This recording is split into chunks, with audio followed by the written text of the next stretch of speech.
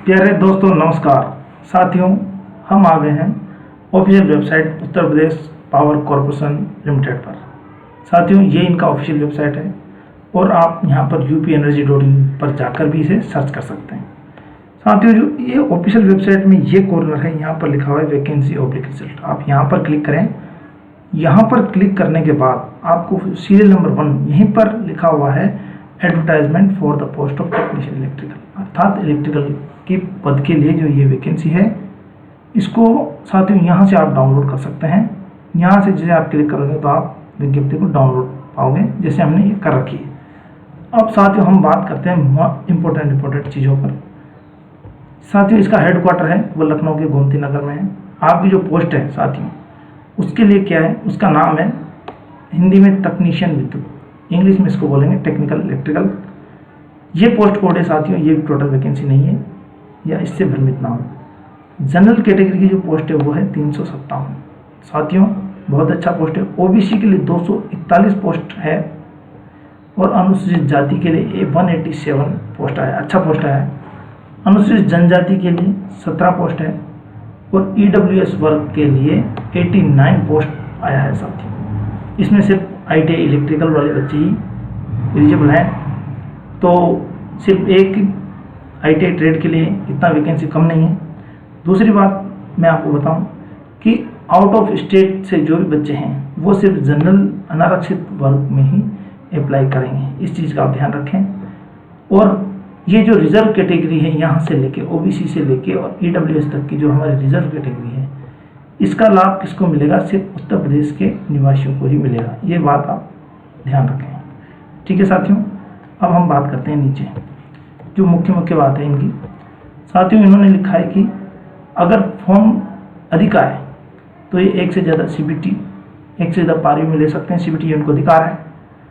देखो, ये मैं आपको बता चुका हूँ कि उत्तर प्रदेश उक्त पदों पर आरक्षण उत्तर प्रदेश राज्य के मूल निवासियों को ही अन्वय है, अर्थात जो भी रिजर्व है, जो हमारी पोस्टें हैं यहाँ पर, वो किसको मिलेगी साथियों, उसका लाभ सिर्फ रिजर्व कैटेगरी वालों को ही मिलेगा, ठीक है। अन्य प्रदेश के अभ्यर्थी, इसका मतलब क्या हुआ कि जो उत्तर प्रदेश से बाहर के जो बच्चे हैं उन अभ्यर्थी चाहे उन अनारक्षित वर्ग के अंतर्गत आवेदन कर सकते हैं, चाहे जैसे कि राजस्थान, मध्य प्रदेश या दिल्ली या आसपास के जो बच्चे हैं वो फॉर्म भरना चाहें, चाहे वो किसी भी कैटेगरी में हो, वो यहाँ पर जनरल कैटेगरी काउंट होंगे, उनको आरक्षण का लाभ नहीं मिलेगा, ठीक है साथियों। आपके समझ में आ गया होगा। अब हम बात करते हैं साथियों, देखो इसमें वेतनमान, देखो यूपी का स्केल बहुत अच्छा स्केल होता है दोस्तों। 7 जो 7वां वेतन आएगा उसमें यहाँ पर लेवल 4 का देंगे, केंद्र सरकार के अकॉर्डिंग ये देते हैं 27,200 तो इनका बेसिक रहेगा साथियों।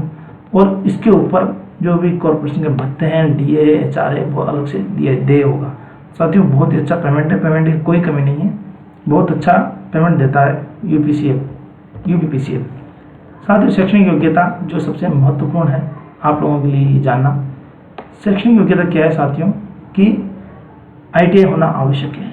10th के बाद किसी भी एक ट्रेड में ITI या फिर व्यवसायिक प्रमाण पत्र अखिल भारतीय, मतलब आप या तो आप NAC नेशनल अप्रेंटिसशिप सर्टिफिकेट जिन बच्चों के पास है, जिन बच्चों ने ITI नहीं कर रखी, और डायरेक्ट अगर जिन बच्चों ने अप्रेंटिसशिप कर लिया 10th के बाद, तो वो बच्चे भी यहाँ पर एलिजिबल रहते हैं साथियों, ठीक है साथियों।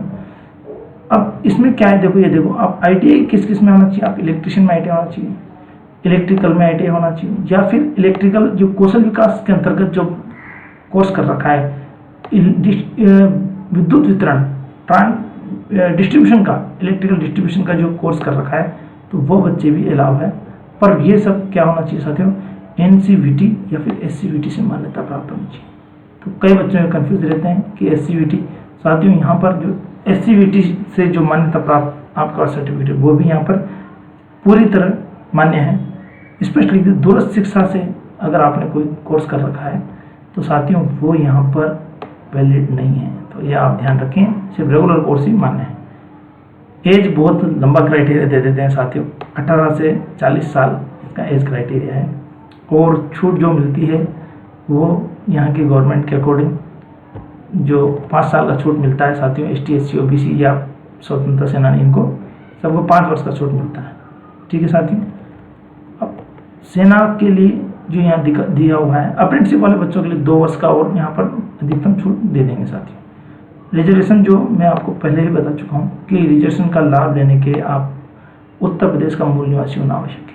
अगर आप उत्तर प्रदेश के मूल निवासी नहीं है तो आप किसी भी कैटेगरी से हों, चाहे SC हो, SC हो, OBC हो, EWS हो, आपको जनरल काउंट किया जाएगा। ठीक है साथियों, अब हम बात करते हैं यहाँ पर आवेदन शुल्क की। तो दोस्तों, जो उत्तर प्रदेश के SC और ST से जो बच्चे बिलोंग करते हैं, ऐसे अभ्यर्थियों की फीस रहेगी 826 रुपये फॉर्म भरने की। और इसके अलावा जितने भी श्रेणी हैं, जनरल श्रेणी और आउट ऑफ स्टेट, उन सब बच्चों के लिए फीस रहेगी 1180 रुपये। तो ठीक है दोस्तों, यह बात आपके समझ में आ गई। इसकी ऑफिशियल वेबसाइट है ये, आप यहाँ पर भी जाके फॉर्म भर सकते हो और अधिक जानकारी प्राप्त कर सकते हो। साथियों, अब यहाँ पर लिख दिया प्रमाण पत्रों का प्रस्तुतिकरण। तो जितने भी आपके पास सर्टिफिकेट हैं, ये इसके बाद जारी किए हुए होने चाहिए। मतलब आप अगर OBC का सर्टिफिकेट है आपके पास, तो वो भी 31/3/2022 के बाद जारी होना चाहिए। और मूल निवास का भी 31/3/2019, देखो यहाँ पर लिख दिया है। डोमिसाइल सर्टिफिकेट आपका 31/3/2019 के बाद का जारी हुआ होना चाहिए। अगर नहीं है तो आप बनवा लें साथियों। इन्होंने जो लिखित परीक्षा होगी उसमें फर्स्ट फेज में 2 गुने अभ्यर्थियों को शॉर्ट लिस्टेड करेंगे और डॉक्यूमेंट सिलेक्शन के लिए बुलाएंगे साथियों। अब हम बात करते हैं साथियों, इसमें कोई विशेष बात नहीं है। चयन प्रक्रिया जो इन्होंने लिख दी, ये इंपॉर्टेंट है साथियों। इसके बारे में मैं थोड़ा विस्तार से बताता हूँ। जो CBT होगा वो 3 घंटे का होगा, पर CBT 2 भाग में होगा। एक तो प्रथम भाग और एक दूसरा होगा जिसे हम द्वितीय भाग बोलेंगे। प्रथम भाग जैसे कि साथियों हर स्टेट में अलग अलग मानते हैं। जैसे यहाँ पर राजस्थान में एक कोर्स मांगते हैं RSCIT, कंप्यूटर का कोर्स होना अनिवार्य है। कई जो पोस्ट निकलती है उसमें, उसी प्रकार यहाँ पर उत्तर प्रदेश में ये बिजली निगम में ये NIELIT का कोर्स, इससे मान्यता प्राप्त CCC कंप्यूटर कोर्स होना अनिवार्य है। तो जिन बच्चों के पास CCC कोर्स है वही बच्चे आवेदन कर सकते हैं। पहली बात तो ये है, ठीक है। दूसरी बात यह है कि जो CCC का जो कोर्स है वो बेसिक कंप्यूटर का है, तो इसमें 50 क्वेश्चन आएंगे और इसमें आपको 20 अंक प्राप्त करना अनिवार्य है।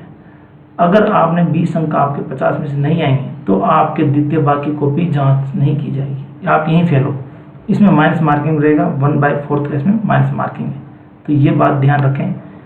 और जो भी उत्तर प्रदेश से बिलोंग करते हैं या आसपास के राज्यों से बिलोंग करते हैं वो ये कोर्स अवश्य कर लें।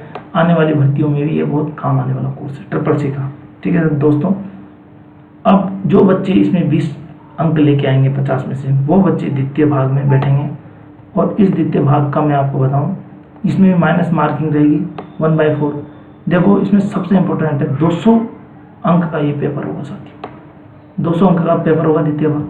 200 में से आप देख लो 150 अंक आपकी टेक्निकल थ्योरी रहेगी। ये क्या रहेगी, ट्रेड थ्योरी का आपका 150 नंबर का पेपर होगा। इसलिए मैं अधिकतर आपको यही जोर देता हूँ कि आप ट्रेड थ्योरी का अपना ज्ञान बढ़ाएं, क्योंकि ट्रेड थ्योरी आपको जॉब लगाएगी दोस्तों।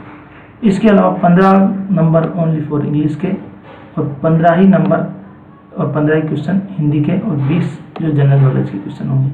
साथियों सबसे ज़्यादा ट्रेड थ्योरी है, यही आपको जॉब लगाती है। द्वितीय चरण में भी कम से कम द्वितीय जो पेपर उसमें 33.5% अंक प्राप्त होना अनिवार्य है सबके लिए। कोई ऐसा इन्होंने ये नहीं लिखा कि मतलब रिजर्व कैटेगरी अनरिजर्व कैटेगरी के इतने अंक होने चाहिए। ठीक है दोस्तों, जो भी मेरिट निकलेगी 200 अंकों से निकलेगी। मतलब जो 50 नंबर हैं आपके जो पेपर इसका फर्स्ट फेज है, प्रथम भाग है, ये सिर्फ क्वालिफाई नेचर करेगा। इसमें मेरिट में अंक नहीं जोड़े जाएंगे साथियों। 50 में से आप कितने भी नंबर लाओ, 50 लाओगे तब भी कोई फर्क नहीं पड़ेगा। 20 अंक आना आपका जरूरी है ये देखने के लिए कि आपको कंप्यूटर का बेसिक नॉलेज है या नहीं है।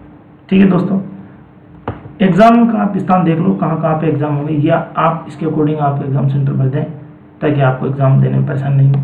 लखनऊ रहेगा, वाराणसी रहेगा, मेरठ, आगरा, कानपुर, शहरों में इसकी परीक्षा आयोजित की जाएगी। अब आपकी जो नज़दीक पड़ता है उसके अनुसार आप फॉर्म भर सकते हैं। आवेदन कैसे करें, देखो यहाँ पे ये भी लिख दिया।